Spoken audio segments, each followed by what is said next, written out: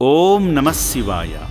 చౌటుప్పల్లోని పుణ్యధామమైన శ్రీ పుణ్యలింగేశ్వర స్వామిని దర్శించేందుకు 2 తెలుగు రాష్ట్రాల నుండే కాకుండా ఇతర రాష్ట్రాల నుండి సైతం ఎందరో భక్తులు తరలివస్తుంటారు.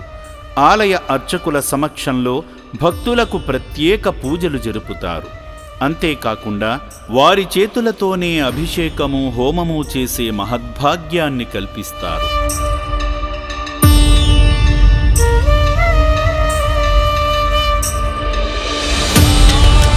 చౌటుప్పల్ నుండి వచ్చిన నివేదిత్ గారు, భరద్వాజ్ గారు, వారి కుటుంబ సభ్యులు శివయ్య సేవలో తరించారు.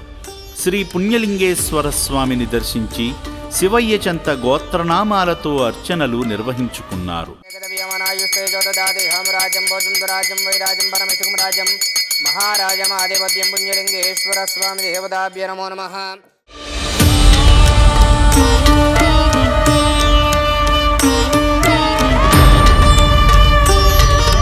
ఈ సందర్భంగా యాగంలో పాల్గొని శివాశీస్సులు పొందారు.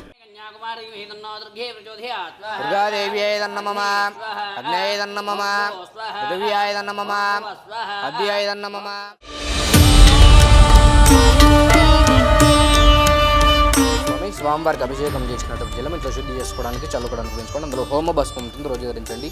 ఆశ్రమం యొక్క వివరాలన్నీ ఇందులో ఉంటాయి.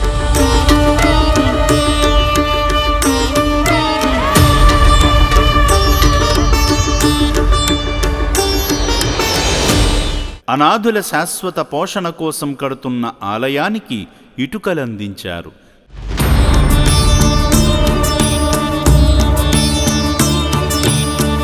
కీర్తిశేషులు కాసుల వెంకట నరసు గారి 35వ వర్ధంతి, కీర్తిశేషులు నరసమ్మ గారి జ్ఞాపకార్థం వారి చిత్రపటం వద్ద అర్చకులు ఆబ్దికం పూజలు చేశారు. వారి పవిత్ర ఆత్మలకు శాంతి కలగాలని కాసుల వెంకటేశం గారి తరపున, వారి కుటుంబ సభ్యుల తరపున అభాగ్యులకు అన్నదానం చేశారు.